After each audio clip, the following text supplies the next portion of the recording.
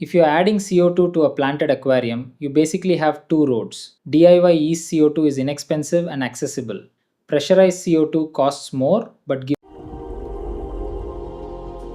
Welcome back to our Aquascape. Let's compare DIY and pressurized CO2.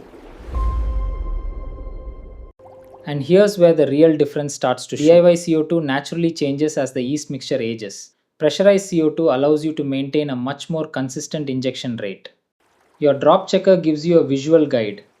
Blue generally tells you that CO2 is low, while green indicates a more suitable range for many planted tanks. But don't chase the color alone. Always watch your livestock and your overall tank balance too.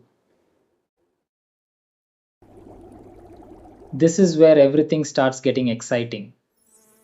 When light, CO2 and nutrients are balanced, plants can photosynthesize aggressively, and those tiny oxygen bubbles are the beautiful result.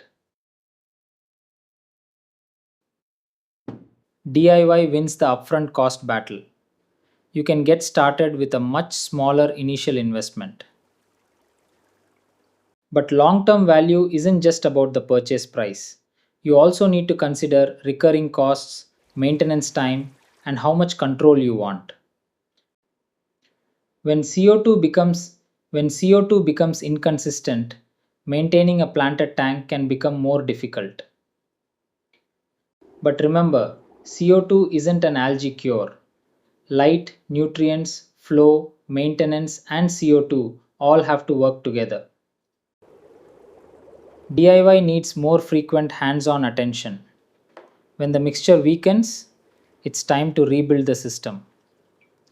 Pressurized systems still need maintenance. But instead of constantly rebuilding a mixture, you're mainly monitoring the system and eventually refilling the cylinder. So which one should you choose? Start with 4 things: your budget, your tank size, your plant demands, and how much maintenance you're willing to do. DIY can be perfect for a smaller budget and simpler setup. But if you want maximum consistency and control, pressurized CO2 investment.